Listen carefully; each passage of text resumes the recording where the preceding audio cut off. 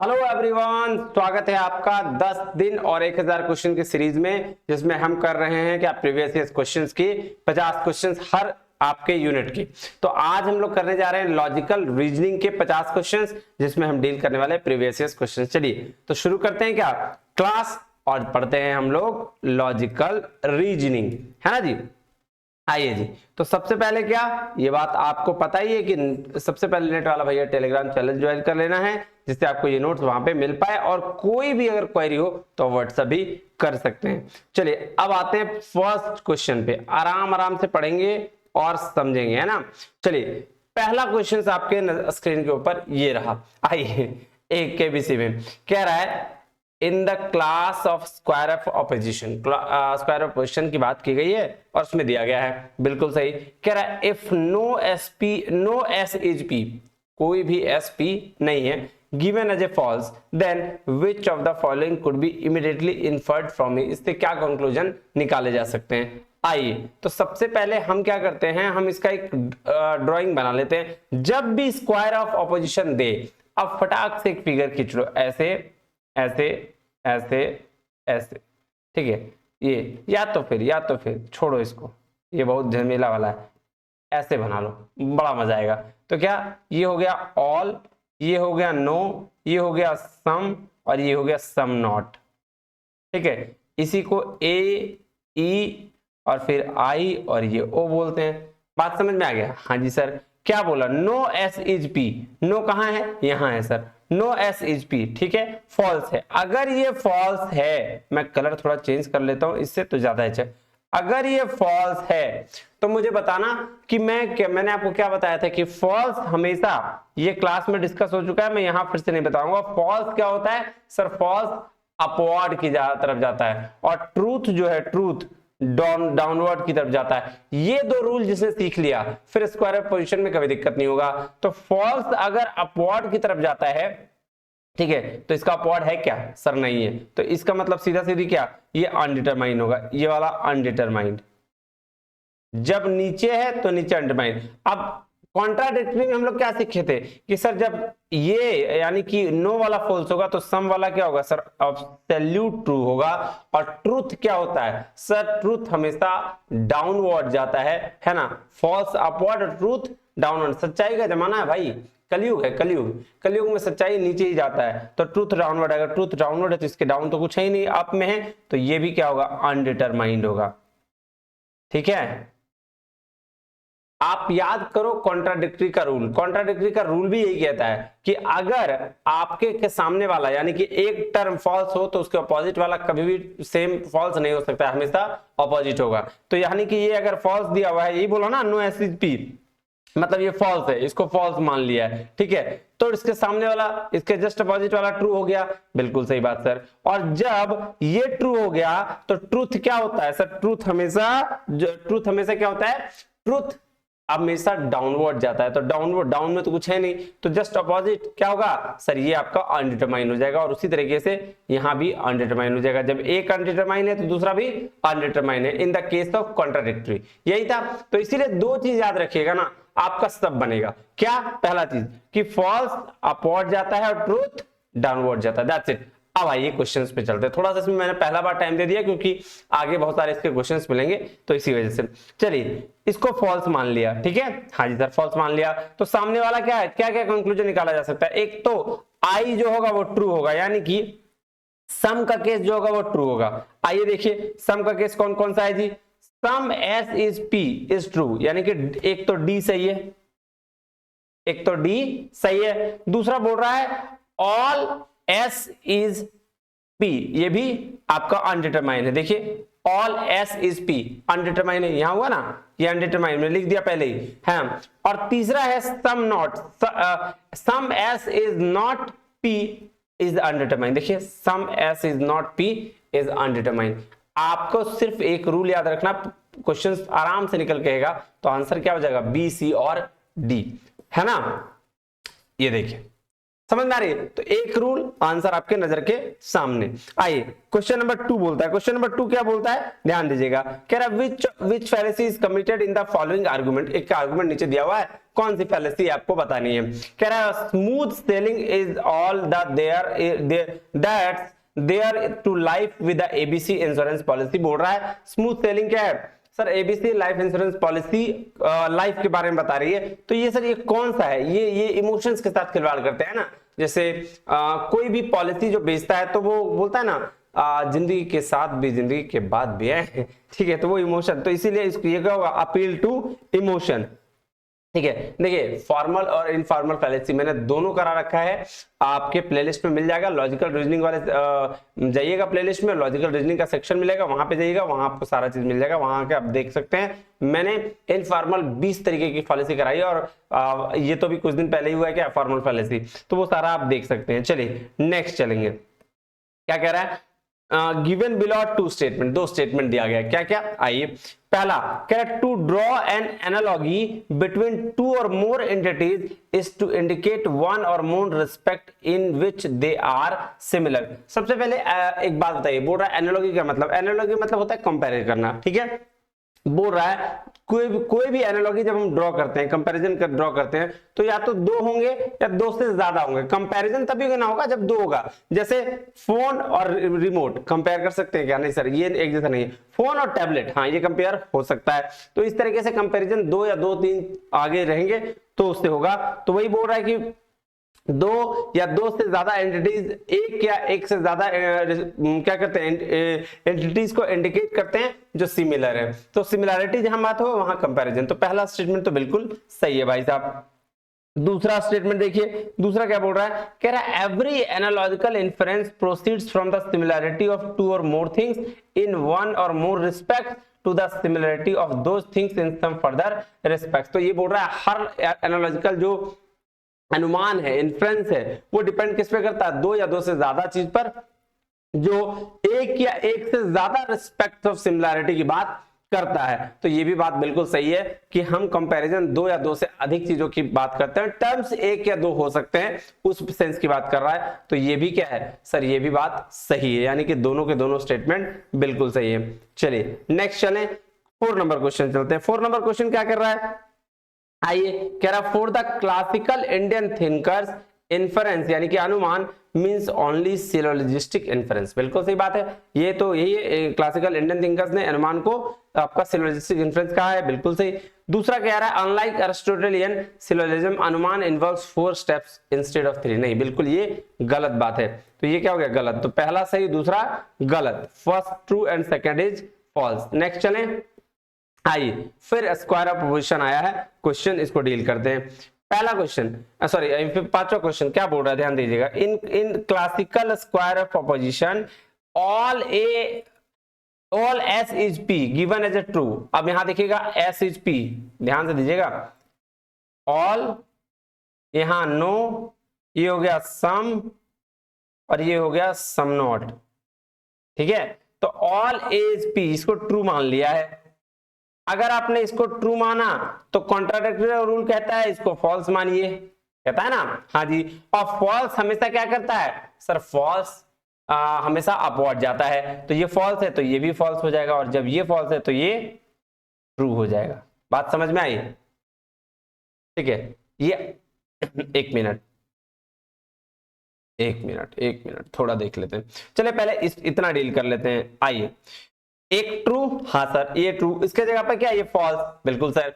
अब आ जाइए नेक्स्ट, तो पहले इसका अब आगे देख लेते हैं। कह रहा some S is not P is false. तो एक तो आ गया, some S is not, some not का जो केस है वो फॉल्स है, तो ए तो आएगा ही आएगा। तो जिसमें ए नहीं है पहले उसको हटा दीजिए प्यार से, सर हट जाएगा, ठीक है। उसके बाद देखिए दोनों में और कॉमन क्या है, ई कॉमन है। चलिए ई को भी लिखिए, no P is false is undetermined. क्यों अनडिटरमाइंड है इसका भी बात समझिए। इस वाले पार्ट को हम लोग बोलते हैं कॉन्ट्रारी, बोलते हैं जी सर। कॉन्ट्रारी क्या कहती है, both can't be true at the same time but both can be false. ये बात ध्यान में समझिएगा, इसको कॉन्ट्रारी वाला पार्ट को क्या बोलते हैं, बोथ कांट बी ट्रू, दोनों एक साथ ट्रू नहीं हो सकता, मतलब एक ट्रू है तो दूसरा फॉल्स होगा ही होगा। पर बोल रहा है कि both can be false at the same time, ठीक है, तो ये यहां पे क्या होगा सर, ये फॉल्स हो जाएगा, ठीक है ना, जो अनडिटरमाइन है। तो एक मिनट, हाँ ठीक है, ये हो जाएगा फॉल्स, ठीक है। अब नेक्स्ट है, नेक्स्ट क्या बोल रहा है, तो no S is P, no S is P, ठीक है, बिल्कुल सही बात है, और फॉल्स भी हो जाएगा और अनडिटरमाइन भी हो जाएगा, बिल्कुल सही। चलिए नेक्स्ट चले, ये फॉल्स भी हो जाएगा और अनडिटरमाइन भी हो जाएगा, ठीक है। अब फिर नेक्स्ट वाला क्या कह रहा है, एक और कंक्लूजन सर कह रहा है some S is P is true, some S is P true, नहीं सर ये ट्रूथ ऊपर टी ऑलरेडी ऑल है और ट्रूथ डाउनवर्ड जाता है, तो बिल्कुल सही, ये भी सही हो गया। जब देखिए इसको मैं थोड़ा एक बार अच्छे से समझा देता हूं, है ना, चलिए 1 मिनट टाइम दीजिएगा मुझे, मैं आपको अच्छे से क्लियर कर रहा हूं। ये देखिए, ये है ऑल, ये है नो, ये है सम और ये है सम नॉट, ठीक है जी, हाँ जी। ऑल के जगह पर आप ए लिख सकते हैं, यहां सर ए के जगह पर ई लिख सकते हैं, आई और ओ लिख सकते हैं। बोला क्या बोला, ऑल एसएचपी को ट्रू लिया, यानी कि इसको ट्रू मान लिया, मैं ब्लू कलर से या ब्लैक से चेंज कर देता हूं, इसको ट्रू मान लिया, तो जब इसको ट्रू माना तो सम नॉट फॉल्स हो जाएगा according to the rule of contrary, ये तो सामने वाला पता ही है, हाँ जी सर। तो एक केस बन गया, तो एक कंक्लूजन पहले देख लीजिए है क्या, सम नॉट वाला केस में, हाँ देखिए some S is not P, तो यानी कि ए तो पक्का हो जाएगा। बात यहां तक क्लियर, कोई दिक्कत हुई नहीं सर, एक कंक्लूजन तो ये निकल गया। कंक्लूजन देखना है ना, इमीडिएटली इन्फरेंट फ्रॉम मी, इससे क्या क्या कंक्लूजन निकल सकता है, तो एक कंक्लूजन ये निकला। अब क्या, तो पहले बी और सी डी वाला काट दीजिए, क्योंकि जिसमें ए नहीं होगा वो आंसर नहीं होगा। चलिए नेक्स्ट, अब क्या बोल रहा है, बोल रहा है इसके नीचे क्या होगा। अब एक चीज और बताइए, जब ट्रूथ ऊपर है, ट्रूथ डाउनवर्ड जाता है, तो यानी कि सम के केस में ट्रूथ ये भी हो जाएगा, ट्रूथ मैंने बोला था ना, ट्रूथ क्या जाता है डाउनवर्ड और फॉल्स अपवर्ड, है ना, तो ट्रूथ डाउनवर्ड मतलब अगर ऑल ये वाला जो है ऑल एसएचपी ट्रूथ है, तो भाई सम वाला भी ट्रूथ होगा, तो सम एसएचपी भी क्या होगा आपका, बिल्कुल सही होगा, यानी ए के साथ बी, ठीक है जी। चलिए ये भी दूसरा कंक्लूजन निकल गया। अब तीसरे कंक्लूजन की बात करते हैं, क्या कह रहा है, जब ये ट्रू है, जब ये ट्रू है, ठीक है, तो ये क्या हो जाएगा, फॉल्स हो जाएगा, है ना, हाँ जी सर, तो no S is P false हो गया, बात समझ में आई, तो ए बी और ई आंसर हो जाएगा, क्लियर है, हाँ जी सर। चलिए ए बी और ई आंसर हो गया। अब नेक्स्ट कह रहा है which of the following defined as a type of irrelevant conclusion fallacy, क्या बोला, irrelevant conclusion fallacy in which distracting element is introduced to obscure an opponent position। तो देखिए भाई साहब, ये जो है ना, इसको बोलते हैं रेड हेरिंग। रेड हेरिंग का क्या होता है, जब भी आप ह्यूमर उड़ा देते हैं झूठ मूठ का, है ना, सामने वाले को देख के लगेगा भाई बहुत उसमें ताकत है, लेकिन ऐसा कुछ है नहीं, ठीक है, उसको बोलते हैं डिस्ट्रैक्ट कर रहा है एलिमेंट को, उसको बोलते हैं क्या सर, उसको बोलते हैं रेड हेरिंग, ठीक है, इसको ह्यूमर बोलते हैं। इसका दूसरा नाम है इग्नोरेंशियो एलांची, ठीक है जी, क्या नाम है, एक मिनट, इग्नोरेंशियो एलांची, इसका एक और नाम है, ठीक है जी।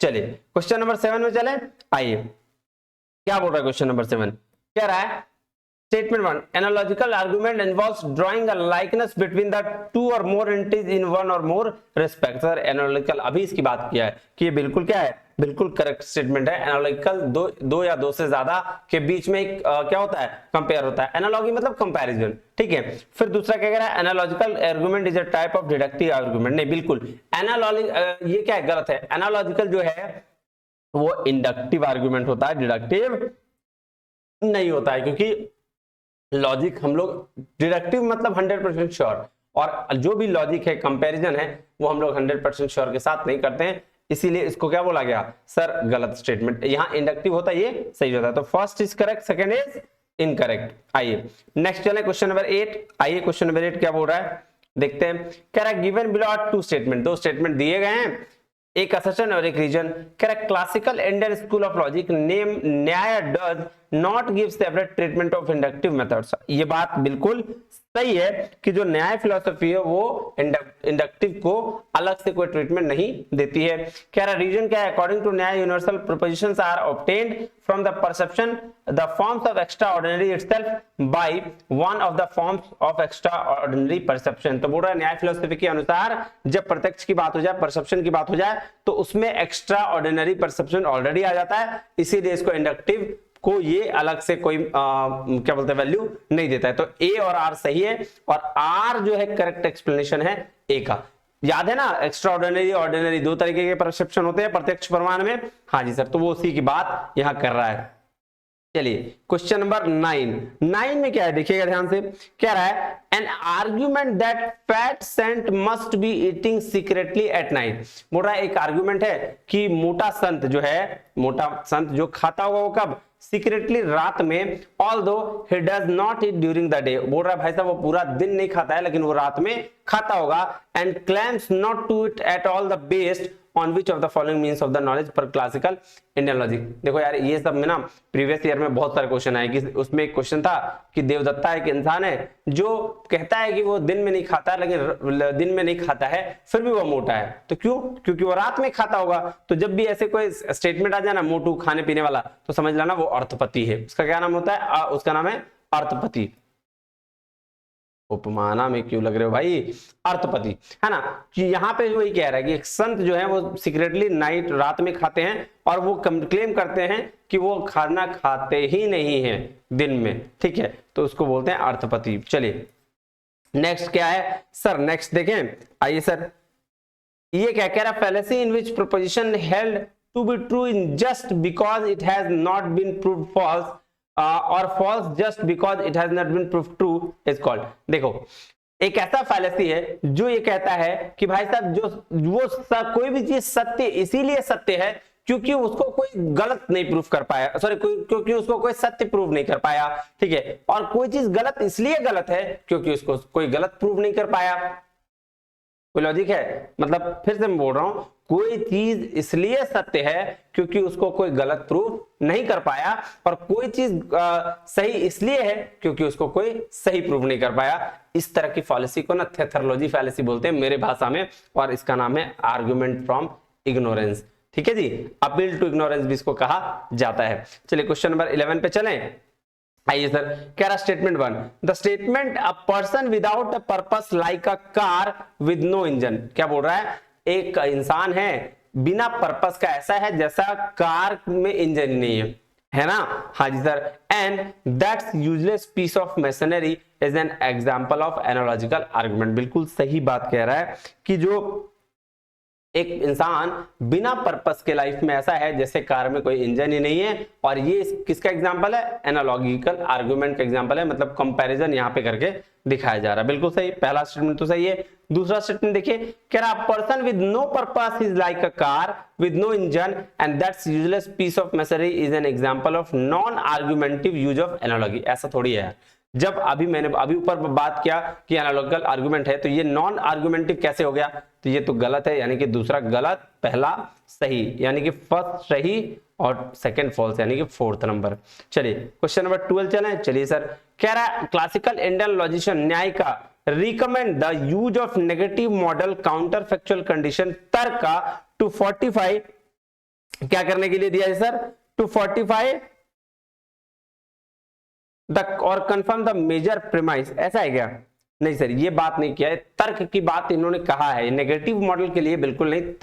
इंडियन लॉजिक में, न्याय फिलोसफी में तर्क की बात को सबसे ज्यादा इंपॉर्टेंस दिया गया है, तो ये तो गलत है।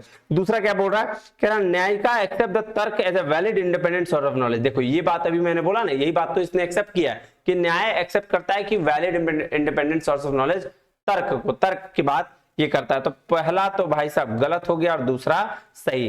First is false, second is true, यानी कि 3rd नंबर।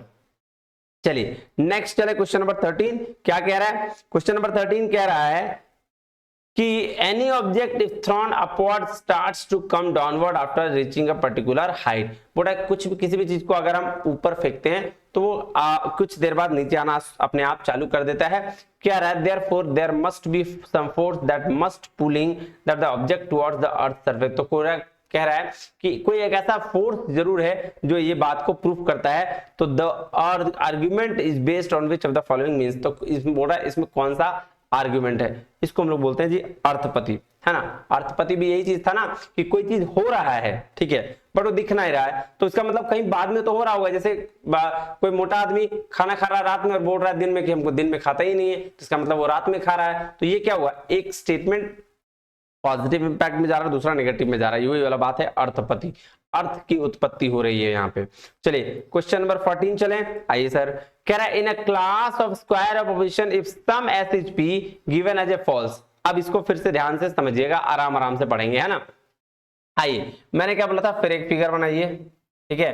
मैंने बोला सम एस इज पी फॉल्स, मतलब ये वाला केस सम को फॉल्स ले लिया गया है, ठीक है। ये हो गया क्या, सम नॉट, ये क्या हो गया, नो, ये क्या हो गया, ऑल, ठीक है। जब सम को फॉल्स लिया तो भाई उसके सामने वाला ट्रू 100% होगा, होगा या नहीं होगा सर, होगा, 100% ट्रू होगा। तो एक कंक्लूजन ट्रू निकल गया, क्या, no S is P true.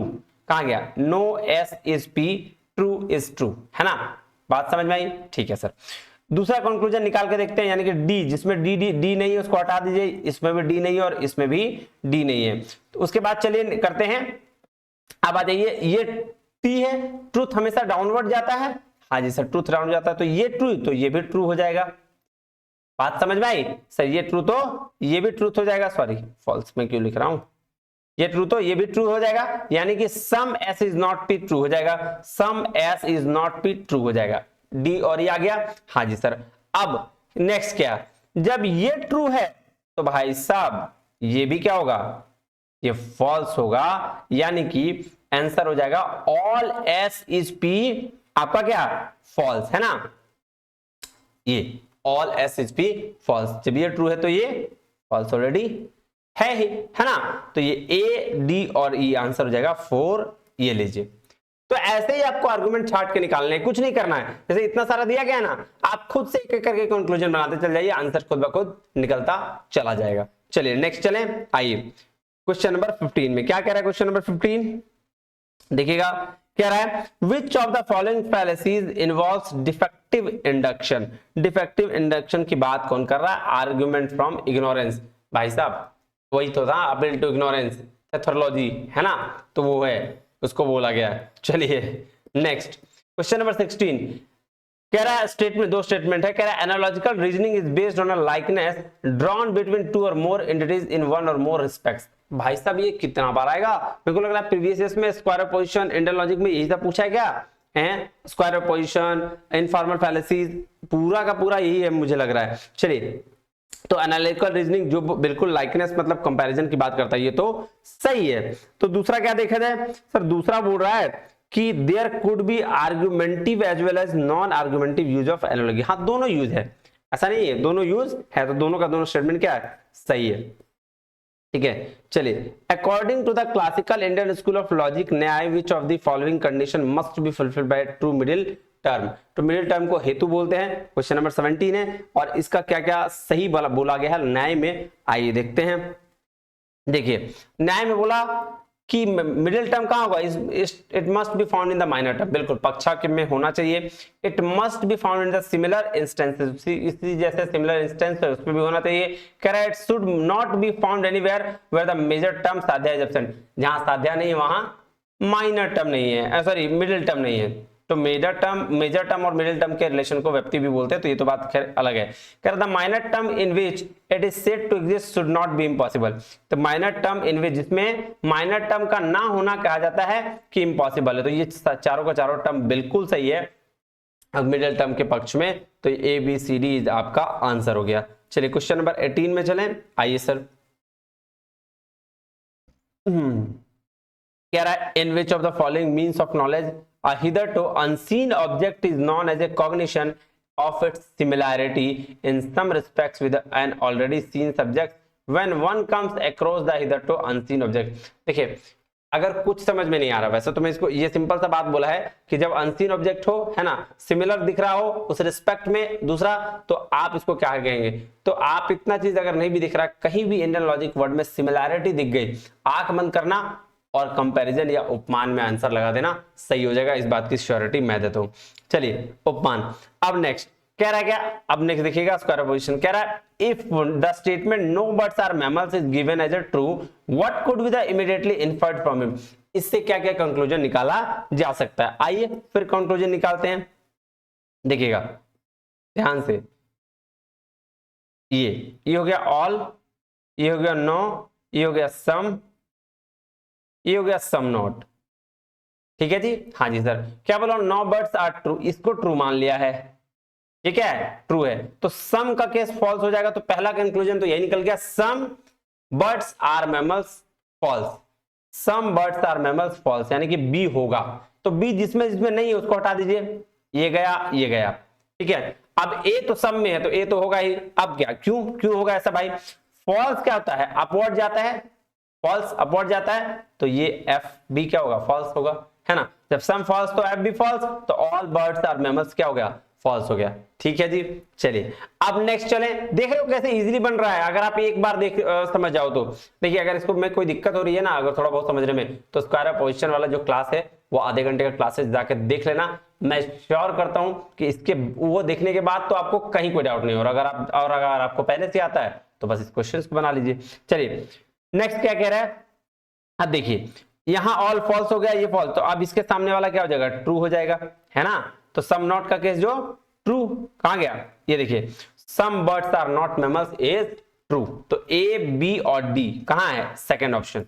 आइए बना जी सर। चलिए अब नेक्स्ट चलते, क्वेश्चन नंबर 20 में क्या बोल रहा है, कह रहा है XYZ Home Finance offers best financial product in the country because, like a family member and a good friend, XYZ Home Finance fulfills your need to have your own sweet home. Which of the fallacies is committed to this argument? देखिए sir, ये भेड़चाल वाली बात है कि XYZ home में finance करता है best, तो इसी वजह से वो फैमिली मेंबर की तरह है, इसीलिए हम क्या करेंगे, XYZ से ही फाइनेंस कराएंगे। मतलब XYZ ने ये कराया तो हम भी उसी से जाके फाइनेंस कराएंगे, दैट इज भेड़चाल, और उसी को बोलते हैं एड पॉपुलम। ठीक है जी, चलिए क्वेश्चन नंबर 21 कह रहा है given below are two statement about online search. दो चीज दिया गया है, क्या है, ध्यान से देखिए, कह रहा है some S is P contrary to some S is not P।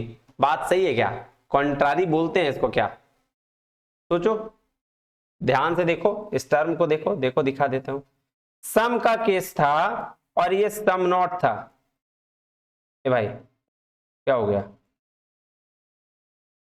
अरे यार एक मिनट भाई, एक मिनट, हाँ ये से क्या हो जाता है, Microsoft Edge is not responding, कर ले कर ले कर ले, अरे यार एक मिनट एक मिनट, हाँ आ गया। चलिए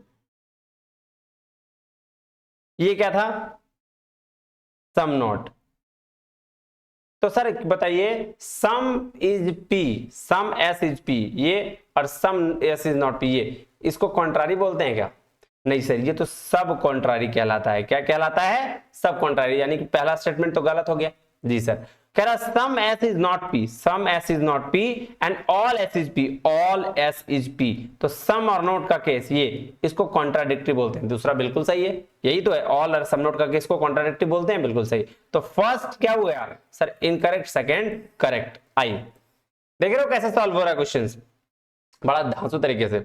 चलिए क्वेश्चन नंबर 22 कह रहा फॉर इंडियन थिंकर्स इन्फरेंस अनुमान means only syllogistic inference based on the relation of invariable concomitance between middle term and major term, जिसको हम लोग क्या बोलते हैं सर, व्याप्ति बोलते हैं। ये तो बिल्कुल आई थिंक सही, एकदम बिल्कुल करेक्ट बोला गया है। स्टेटमेंट 2 कह रहा there should be absence of middle term wherever the absence of major term. हाँ, जहां जहां मेजर टर्म नहीं होगा वहां वहां मिडिल टर्म नहीं होगा, ये तो बात पक्का है। तो दोनों का दोनों बिल्कुल सही स्टेटमेंट है, यानी कि करेक्ट। क्वेश्चन नंबर 23 में चलें सर, बिल्कुल चलिए। कह रहा है गिवन बिलो टू स्टेटमेंट, दो स्टेटमेंट दिया गया है। According to the classical Indian logics Nyaya है inference from the effect of cause is equal purvavat. Sir ये बात सही है क्या? पूर्ववत किसको बोलते हैं बताइए तो? सर पूर्ववत बोलते हैं जो कॉज मेरा पहले, जैसे बारिश होने की संभावना में पता चल जाती है बादल को देखकर, दैट इज कॉल्ड पूर्ववत अनुमान, है ना। इन्फरेंस में पूर्ववत अनुमान वही होता है। तो यही तो बात बोल रहा है कि हमको inference cause of the effect of the cause पहले ही पता चल जा रहा है, तो इसी को बोलते हैं क्या? पूर्ववत। ये तो बात बिल्कुल सही कह रहा है। कह रहा है according to the Naiyayika the inference of cause from the effect is not possible. Sir ये तो बिल्कुल गलत बात है, पॉसिबल है। तो आइए पहला सही, दूसरा गलत, फर्स्ट करेक्ट, सेकेंड इनकरेक्ट। चलिए क्वेश्चन नंबर 24 देखें। कह रहा है if the statement some animals are not ferocious is given as a true. आई फिर काम करते हैं, वही चीज बनाया, सम नॉट, ऑल नो। बोला some animals are not ferocious को ट्रू मान लिया, इसको ट्रू मान लिया तो सामने वाला कॉन्ट्राडिक्टरी फॉल्स हो जाएगा। हो जाएगा कि नहीं हो जाएगा? बिल्कुल हो जाएगा सर। जब ये फॉल्स हो गया तो पहले false all animals are ferocious, ये फॉल्स देखे नहीं आ जाए, कहां गया? All animals are ferocious false. एक स्टेटमेंट आ गया डी, तो जिसमें डी नहीं उसको हटा दीजिए पहले, ये गया काम से। आई अब फॉल्स डाउनवर्ड जाता है, ऐसा है क्या? नहीं, फॉल्स अपवर्ड जाता है, ट्रूथ डाउनवर्ड जाता है। तो सर फॉल्स जब अपवर्ड जाता है तो ऊपर तो है नहीं, तो ये क्या हो जाएगा? अनडिटरमाइंड। दूसरा कंक्लूजन क्या हो जाएगा? अनडिटरमाइंड। तो some animals are ferocious is undetermined. देखिए कहां गया ये, ठीक है। हाँ जी सर, एक मिनट रुकिएगा।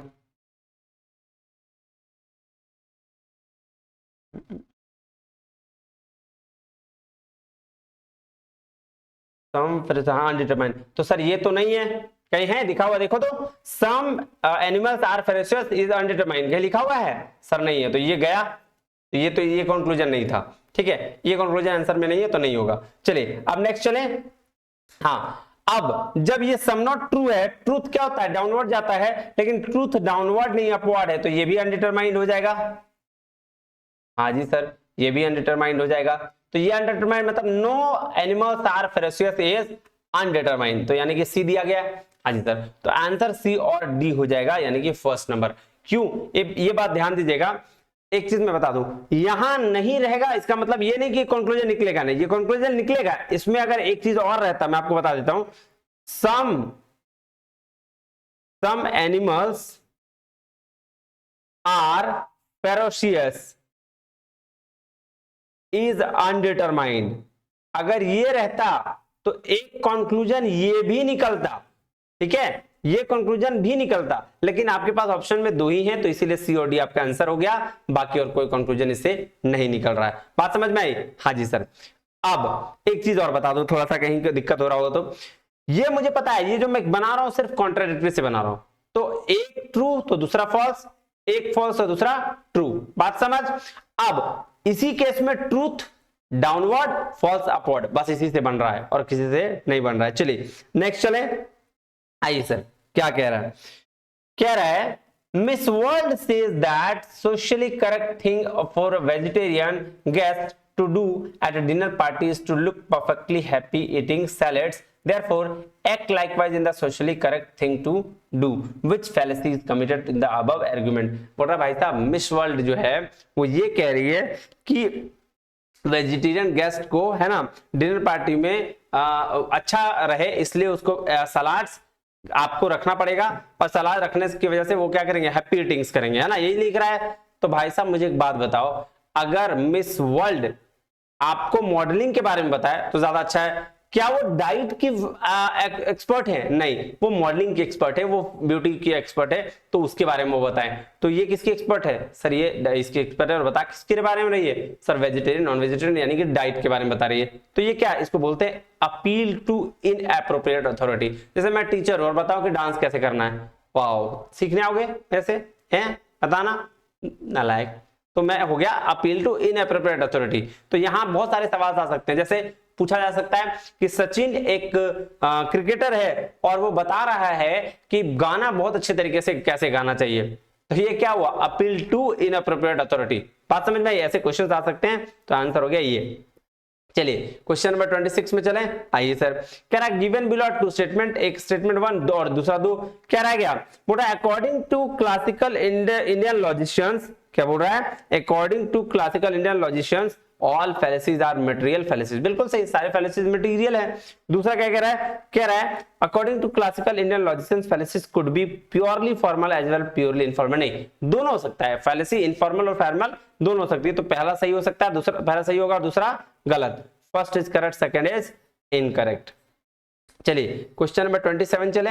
हाँ जी सर, देख रहे हो फालतू के नंबर देके चले जा रहे हैं, इसमें कुछ नहीं है। इसमें कह रहा which one of the following statement are true regarding Nyaya view of inference as a valid source of knowledge. Nyaya को वैलिड सोर्स ऑफ नॉलेज कहा गया है और इसमें पूछा गया कि कौन सा पूरी तरीके से सही है। कह रहा है it is a cognition which presupposes some other cognition. बिल्कुल सही है, एक ऐसा कॉग्निशन जो पहले सपोज कर रहा है कि कुछ और कॉग्निशन है। इट इज मीडिएट और इनडायरेक्ट, ये भी सही है। इट अराइजेस थ्रू मार्क, यानी कि लिंगा और हेतु मिडिल टर्म के थ्रू क्या हुआ, अराइज हुआ। That mark invariably connected with the object of inference, that is called साध्या। साध्या और मिडिल टर्म का रिलेशन है। तो ये चारों का चारों बिल्कुल सही है, यानी कि ऑप्शन नंबर सेकंड। चलिए क्वेश्चन नंबर 28 में चलें। बिल्कुल चलिए सर, कह रहा था argument Anamika must be elsewhere since she is known to be alive and not to be seen at her house. बोल रहा है भाई साहब, एक आर्गुमेंट है आपके पास क्या, कि अनामिका कहीं भी हो सकती है क्योंकि वो उस समय घर में जिंदा नहीं है, तो और घर में देखी भी नहीं गई है, तो इसकी वजह से क्या होगा, इसका क्या मतलब हुआ सर, इसका मतलब हुआ कि अनामिका कहीं और होगी, है ना। ये किसका एग्जाम्पल है सर, अर्थपति का। ये बात बताया था मैंने, ठीक है। अर्थपति में क्या होता है कि सर एक चीज जो उस समय हो रहा होता है और वही चीज बाद में होता है। जैसे मोटा आदमी दिन में नहीं खाता तो रात में खा रहा होगा, ये वाला चीज है, ठीक है। इसको बोलते हैं अर्थपति। चलिए क्वेश्चन नंबर 29 में चलें। हाँ जी सर, कह रहा है the statement all women are honest is given as a true, what could be the immediately inferred from the following.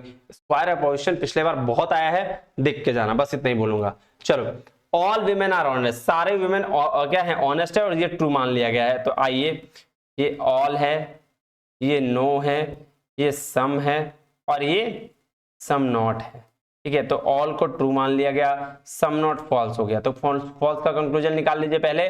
Some women are not honest is false, C number आ गया। जिसमें सी नहीं है उसको हटा दीजिए, बात खत्म। अब नेक्स्ट कंक्लूजन कह रहा है क्या, फॉल्स अपवर्ड जाता है। हाँ जी सर, फॉल्स अपवर्ड जाता है, तो ये फॉल्स ऊपर जाएगा। No womens are honest is false, यानी कि ये वाला भी जाएगा। जी सर बिल्कुल जाएगा। अब ये फॉल्स है तो ये क्या हो जाएगा, ट्रू 100% होगा। तो देख लीजिए, some women are honest is true, यानी कि डी, ए सी और डी, आंसर हो गया थर्ड। निकल गया ना। तो कंक्लूजन ऐसे ही निकालना है आपको, बात समझ में आ रही है। हाँ जी सर, चलिए नेक्स्ट चलें। क्वेश्चन नंबर 30 क्या कह रहा है, in square of opposition which one of the following is contradictory of all S is P. All का कॉन्ट्राडिक्टरी सम नॉट, यही था ना, नो और सम। तो ऑल का कॉन्ट्राडिक्टरी कौन, some not, some S is not P. देखो ऐसे भी आंसर बनते हैं। चलिए क्वेश्चन क्या है, कह रहा है किलिंग इज रॉन्ग, मारना गलत है। अबॉर्शन भी क्या है, किलिंग है, therefore abortion is wrong. Which of the fallacy is committed this argument. Sir इसको बोलते हैं फैलेसी ऑफ इक्विवोकेशन। फैलेसी ऑफ इक्विवोकेशन, इसको क्या बोलेंगे, फैलेसी ऑफ इक्विवोकेशन। इसको बोलते हैं एम्बिग्विटी भी बोलते हैं, फैलेसी ऑफ एम्बिग्विटी भी कहा जाता है। मतलब इसमें क्या होता है ना, डबल मीनिंग टाइप की कुछ चीजें होती है। अब इसमें किलिंग सही गलत है, अबॉर्शन किलिंग गलत हो सकता है, ठीक है, देयरफॉर अबॉर्शन इज रॉन्ग। ये बात स्टेटमेंट कुछ दो मतलब कंफ्यूजिंग स्टेटमेंट रहेगा, है ना, डबल मीनिंग कंफ्यूजिंग स्टेटमेंट, उसको बोलते हैं फैलेसी ऑफ इक्विवोकेशन। चलिए नेक्स्ट क्वेश्चन नंबर 32 क्या कह रहा है, कह रहा है most people in our community think that ABZ is the pornographic, therefore movie ABZ is a legally pornographic. तो अब ऐसा बताइए कि कहां लिखा गया है, कि भाई साहब बहुत सारा लोग बोल दिया कि ये एबीजेड पोर्नोग्राफिक मूवी है, इसीलिए ये एबीजेड पोर्नोग्राफिक मूवी हो गया। 10 लोग मिलके बोल दिया कि वो इंसान बुरा है तो उसकी वजह से वो इंसान बुरा हो गया, ऐसा थोड़ी होता है। तो इसको बोलते हैं एड पॉपुलम। एड पॉपुलम मतलब भेड़चाल वाला काम है ना जी। चलिए क्वेश्चन नंबर 33 में चलते हैं। क्या बोल रहा है, if the statement some plants are carnivorous is given as true. फिर सेम पे आ गया यार, कितना पकाओगे। चलो आ जाओ, some plants are carnivorous is true, यानी कि सम का केस ट्रू बोल दिया तो नो का केस फॉल्स हो जाएगा 100%। देख लो नो वाला कहां है, no plants are carnivorous is false, है ना, हो जाएगा। तो इसको पहले डी जिसमें नहीं है उसको हटा दो, ये गया डी तो बाकी सब में है। चलो नेक्स्ट लेके आओ, फॉल्स क्या डाउनवर्ड जाता है क्या अपवर्ड? सर फॉल्स हमेशा ट्रूथ डाउनवर्ड, फॉल्स अपवर्ड जाता है। तो फॉल्स क्या हो गया, ये सम नॉट का केस यहाँ पे हो जाएगा अनडिटरमाइंड। तो some S is not is undetermined कहां गया, some plants are not carnivorous is undetermined, जिसमें सी है उसको रखो बाकी हटा दो, ये गया। अब आ जाओ नेक्स्ट, जब ट्रूथ क्या है सर, ट्रूथ अपवर्ड जाता है। तो ट्रूथ अपवर्ड अगर जा रहा है तो ऑल वाला जो ट्रू है वो भी क्या हो जाएगा, ट्रू हो जाएगा, है ना। ठीक है, बात समझ में आ रही है। लेकिन अनडिटरमाइंड हो जाएगा, सॉरी ट्रूथ डाउनवर्ड जाता है ना, तो ट्रूथ डाउनवर्ड जाता है तो ये अनडिटरमाइंड है तो सामने वाला भी अनडिटरमाइंड, तो इसीलिए क्या हो गया, all plants are carnivorous is undetermined. थोड़ा मिस्टेक मैंने ये कह दिया कि ट्रूथ को मैंने क्या मान लिया सर, ट्रूथ डाउनवर्ड जाता, सॉरी अपवर्ड जाता है, लेकिन ट्रूथ हमेशा क्या डाउनवर्ड जाता है। सच्चाई अभी कलयुग का दौर है तो सच्चाई नीचे ही जाती है, सो इसलिए मिस्टेक हुआ तो इसे लेट कर दिया मैंने। ए सी और डी आपका आंसर हो गया। चलिए अब नेक्स्ट कह रहा है, if the statement all man are honest given and false, ये फिर कितना आ रहा है यार, A all, no, some, not. All को क्या मान लिया, फॉल्स मान लिया, तो नॉट ट्रू हो गया। सम नॉट वाला केस देख लीजिए कहां गया, some mens are not, D, D हो गया सही एक। चलिए फिर जब ये क्या, इसको ट्रू मान लिया, ट्रूथ अपवर्ड जाता है तो नो वाला केस भी ट्रू हो गया, no man are not true, यानी कि बी और डी आंसर, ये देख लीजिए बी और डी आंसर। ठीक है जी। चलिए नेक्स्ट चले क्वेश्चन नंबर 35। क्या बोल रहा है, कह रहा है, एक मिनट, कह रहा है in square a proposition the opposition between a universal proposition and its corresponding particular proposition is known as subaltern. अब इसको ध्यान से समझिए,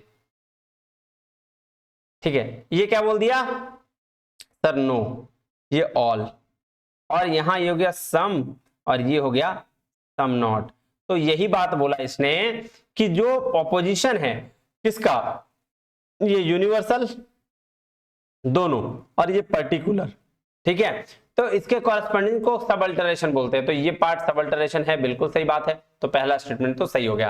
कह रहा opposition between no S is P, no यानी कि नो ये वाला, नो वाला, and some S is not P, some S is not P is called subalternation. तो ये सम नॉट यहां, तो ये भी क्या सबअल्टरेशन है। इसका इसी का एग्जांपल दिया गया है, ये थ्योरी इसका एग्जांपल, आंसर दोनों सही है, बोथ आर करेक्ट। बात समझ में आई जी सर। चलिए क्वेश्चन नंबर 36 में चलें। चलिए सर क्वेश्चन नंबर 36 में क्या कह रहा है, क्वेश्चन नंबर 36 आइए बताइएगा मुझे। कह रहा है there is no such thing as knowledge which can not be carried into practice, for such knowledge is really no knowledge at all. तो बोल रहा है देखिए ये चीज क्या है, जहां से शुरू हो रहा है वहीं पे आके फिर से खत्म हो रहा है, इसको बोलते हैं सर्कुलर आर्गुमेंट, जिसको हम लोग पिटिशो प्रिंसिपल बोलते हैं और बेगिंग द क्वेश्चंस भी बोलते हैं। तो आंसर क्या होगा, बेगिंग द क्वेश्चंस, क्योंकि इसने बोला there is no such thing knowledge which can not be carried into practice, कोई बोल रहा है ऐसा कोई नॉलेज नहीं है जिसको प्रैक्टिस में लाया जा सकता है, और फिर से बोला कि वैसे नॉलेज के लिए कोई नॉलेज है ही नहीं। तो आपका घुमा फिरा के उल्लू बना रहा है आपको, begging the questions. Question number 37 में चलें। आइए कह रहा है which of the following correspondence हेतु according to the classical logicians। तो हेतु किसमें, हेतु मतलब होता है रीजन, तो रीजन कहां, रीजन होता है बोलते हैं ना क्योंकि, है ना, मैं ये काम कर रहा हूं क्योंकि, तो मैं रीजन दे रहा हूं ना, तो बिकॉज इट हैज स्मोक, जहां बिकॉज दिख जाए वो उसका किसका पार्ट है, रीजन का। चलिए नेक्स्ट चलें। आइए कह रहा है an American is told by his friend that Asian buffalo is like a bison and such respects when American visit Asia comes across a buffalo, he comes to know that the animal seen by him is buffalo. Which of the following means of knowledge को क्या कहते हैं बताओ sir? Compare करके देख रहा है ना कि अमेरिका में जो फ्रेंड देखा एशियन बफेलो को वो कैसा था, और जब वो रियल में विजिट किया एशिया तो उसमें बफेलो कैसा था, दोनों का कंपैरिजन हो रहा है, इसीलिए इसको बोलते हैं क्या? उपमान, है ना। चलिए नेक्स्ट चलें। हाँ जी सर, आइए क्या कह रहा है? कह रहा a fallacy which of the conclusion is stated or assumed within one of the premises non severally. बोल रहा भाई साहब एक जो आपका फैलेसी है उसको अज्यूम किया गया है कि एक ही तरह का सब में होगा। क्या क्या कौन कौन सा सर? ये पेटिशो प्रिंसिपल्स, बेगिंग द क्वेश्चन और सर्कुलर आर्गुमेंट, यानी कि ए सी और ये तीनों का एक ही नाम है और एक ही काम है, शुरू करना जहां से वहीं अंत करना, मतलब बेगिंग द क्वेश्चन इसलिए बोलते हैं, या सर्कुलर आर्गुमेंट कि जो चीज शुरू हो रही है वहीं पे आके वो खत्म होगी। क्वेश्चन नंबर 40, क्वेश्चन नंबर 40 में क्या कहता है देखिएगा, ध्यान से समझिएगा। चलिए कह रहा है इन स्वार्थ अनुमान इंटरफेस और one self we do not require a formal statement of the different members of interface according to the Nyaya view of interference. स्वार्थ अनुमान की क्या बात होती है बताओ? स्वार्थ मतलब खुद के बारे में, तो वही बात बोल रहा है कि जो स्वार्थ अनुमान है हमको किसी फॉर्मल स्टेटमेंट या डिफरेंट मेंबर्स ऑफ इंटरफेस की जरूरत नहीं है, तो इसके लिए सही बात है। स्वार्थ अनुमान इज साइकोलॉजिकल प्रोसेस, स्वार्थ अनुमान साइकोलॉजिकल प्रोसेस है कि वो खुद के बारे में बात करता है, तो ये दोनों का दोनों स्टेटमेंट क्या है? सही है। चलिए नेक्स्ट चलें क्वेश्चन 41 पे। कह रहा है some man are vegetarians given false, some man are vegetarians यानी कि सम का केस, फिर आ गया ये देखिए सम को फॉल्स ले लिया तो नो ट्रू हो जाएगा, नो वाला ट्रू ढूंढिए, no man are vegetarians, B के अलावा जिसमें नहीं है वो हटाइए, ये हट गया। फिर जब ट्रूथ क्या होता है? ट्रूथ डाउनवर्ड जाता है, यानी कि सम नॉट भी ट्रू होगा, सम मैन आर नॉट वेजिटेबल ये भी ट्रू होगा, ठीक है जी। जब ये ट्रू तो ये फॉल्स, ऑल वाला भी होगा, ए बी और डी, एक मिनट, ए बी सी क्या है? ए बी और सी आंसर है, यानी कि एक मिनट मैंने कोई गलती तो नहीं करी? देख लो, चेक कर लो जी सर। तो क्या बोला? सम मैन आर वेजिटेरियंस को फॉल्स लिया, ठीक है, ये फॉल्स लिया तो ये ट्रू, यानी कि नो वाला एक केस क्या हो जाएगा सर? ये तो ट्रू है, ठीक है, एक कंक्लूजन नहीं निकला। जब नो ट्रूथ क्या हो जाता है? ट्रूथ डाउनवर्ड है, तो सम नॉट का case some man are not vegetarians, तो ये भी हो जाएगा, बी और सी बिल्कुल सही है, ठीक है। तो अब जब ये फॉल्स है तो फॉल्स अपवर्ड की ओर जाता है, फॉल्स अपवर्ड की ओर जाता है, ठीक है, और जब ये ट्रू है तो ये फॉल्स होगा, तो फॉल्स होगा, तो ऑल मेन आर वेजिटेबल्स, हाँ बिल्कुल सही। तो ए बी और सी ये आंसर, ये थोड़ा गलत लिखा गया है, ए बी और सी इसका आंसर होगा, ठीक है जी। चलिए क्वेश्चन नंबर 42 देखें। हाँ सर आइए, कह रहा है for which of the following forms of categorical proposition conversion invalid. अब कन्वर्जन का क्या मतलब हुआ सर? बात समझिए, हम लोगों ने पढ़ा था क्या कि नो का कन्वर्जन हो सकता है, सम नॉट का कन्वर्जन नहीं होगा, सम का कन्वर्जन पॉसिबल है और ऑल का कन्वर्जन हो सकता है। तो सम का कन्वर्जन होगा सम एस इज पी, तो सम पी इज एस बराबर है, some S is not P, तो some P is not S, ऐसा नहीं हो सकता, तो इसीलिए और नो एस इज पी, तो बी ए और सी तो पक्का होगा ही, all S is P, all P is S होगा, क्या होगा सर? ये भी होगा, तो ए सी और डी आपका क्या हो गया? आंसर हो गया, यानी कि सेकेंड नंबर। चलिए क्वेश्चन नंबर 43 में चलते हैं। कह रहा था standard form of categorical position roses are fragrant, तो सर रोजेज आर फ्रेग्नेंट का क्या मतलब हुआ कि ऑल रोजेज आर फ्रेग्नेंट थिंग्स, तो आंसर इज 4। चलिए क्वेश्चन नंबर 44 में आइए, कह रहा which one of the following प्रमाण आर एक्सेप्टेड बाय वैलिड न्याय का। तो न्याय फिलोसफी में 4 तरह के प्रमाण को वैलिड माना गया है, वैलिड सोर्स माना गया है। कौन कौन सा sir? Perception, inference, verbal testimony और कंपैरिजन, यानी उपमान, प्रत्यक्ष, अनुमान और शब्द और उपमान, है ना। तो ये परसेप्शन, इन्फरेंस, वर्बल टेस्टिमनी और कंपैरिजन, ए बी डी और ई। आई चलिए नेक्स्ट 45 नंबर क्वेश्चन क्या बोल रहा है? कह रहा which one of the following formal फैलेसीज is committed in the given argument. अब देखो कौन सी फैलेसी है इसको बताइएगा, ये चीज मैं बता रहा हूं, आराम से इसको ध्यान से समझिएगा। कह रहा है all athletes are sports person, बिल्कुल सही पहला। दूसरा बोला नो एक्टर इज एथलीट, और तीसरा बोल रहा नो एक्टर्स आर स्पोर्ट्समैन। चलिए ये 3 आपका 2 प्रीमाइसेस और एक कंक्लूजन दिया है, P1 P2 एंड कंक्लूजन। ठीक है, चलिए अब इसमें 4 पॉलिसी दी है, फॉर्मल पॉलिसी। पहले हम एक एक करके चेक करते हैं। सबसे पहले आइए fallacy of illicit process of major term. हम लोग जब भी fallacy of illicit process of major term बोलते हैं तो 2 चीज चेक करते हैं। क्या कि सबसे पहले हमको मेजर टर्म देखना है कि मेजर टर्म है क्या। तो मेजर टर्म क्या होता है सर, कंक्लूजन का प्रेडिकेट, ये हो गया मेजर टर्म। अब ये देखना है कि जब मेजर टर्म डिस्ट्रीब्यूट है कि नहीं। क्या डिस्ट्रीब्यूट है sir, no actors are sportsman, मतलब ये टर्म डिस्ट्रीब्यूट है। ठीक है, और जब मेजर टर्म में टर्म डिस्ट्रीब्यूट है तो क्या मेजर प्रीमाइस भी डिस्ट्रीब्यूट है।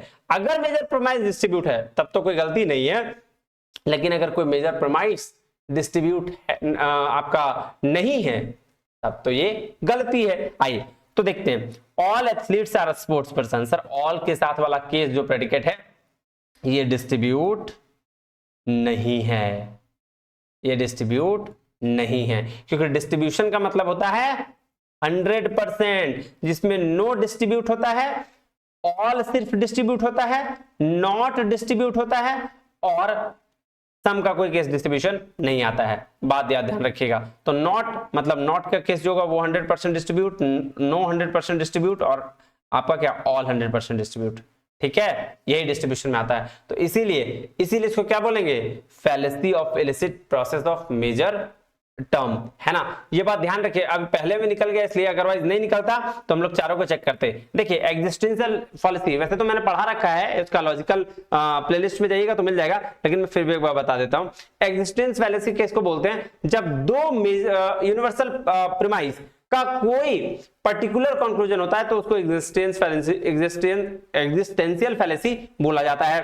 फैलेसी ऑफ एक्सक्लूसिव प्रीमाइस कब बोलते हैं, जब 2 प्रीमाइस में से कोई भी, ठीक है, नेगेटिव आपका प्रीमाइस हो और उसका कंक्लूजन क्या निकल जाए सर, उसका कंक्लूजन निकल जाए तो उसको बोलते हैं क्या, fallacy of exclusive premise. Negative premise का कभी भी कंक्लूजन नहीं हो सकता। बात समझ में आया, हाँ जी सर। तो ये दोनों खत्म है, तो ऐसे ही हो गया फैलेसी ऑफ इलिसिट मेजर, और फैलेसी ऑफ इलिसिट माइनर भी इसी तरह से है कि हम माइनर टर्म का पहले माइनर टर्म देखेंगे। माइनर टर्म क्या होता है sir, subject of the conclusion.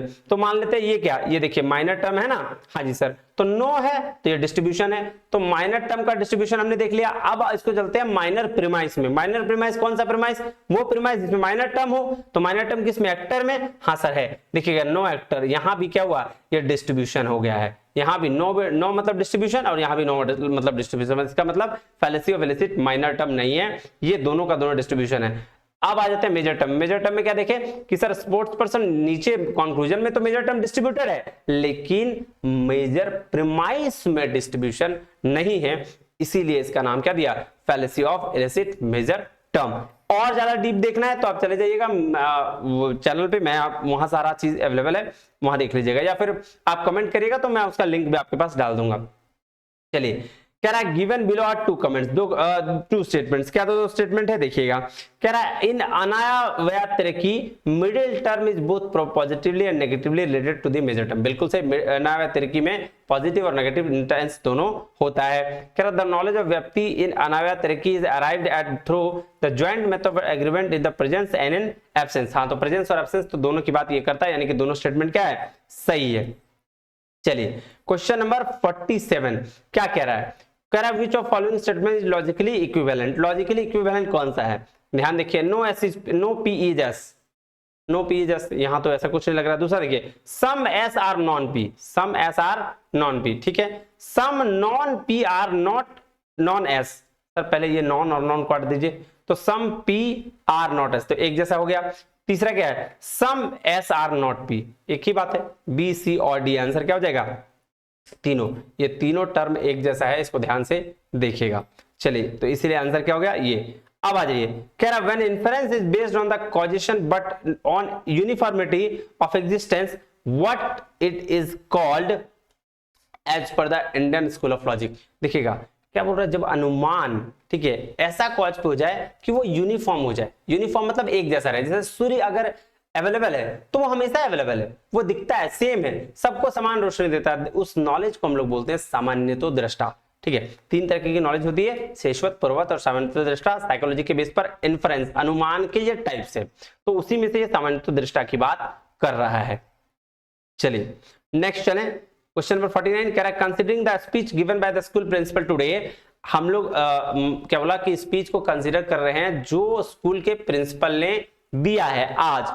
I would conclude that, मैं कंक्लूड करना चाहूंगा कि he is not a good public speaker, वो अच्छे स्पीकर नहीं है। Identify the informal fallacy, sir इसको बोलते हैं हेस्टी जनरलाइजेशन, मतलब जजमेंट विदाउट द एविडेंस। हो सकता है उस दिन प्रिंसिपल क्या होंगे, तबियत खराब होगी, इस वजह से नहीं बोल पाए होंगे, तो बिना एविडेंस के जज करना उसको बोलते हैं हेस्टी जनरलाइजेशन।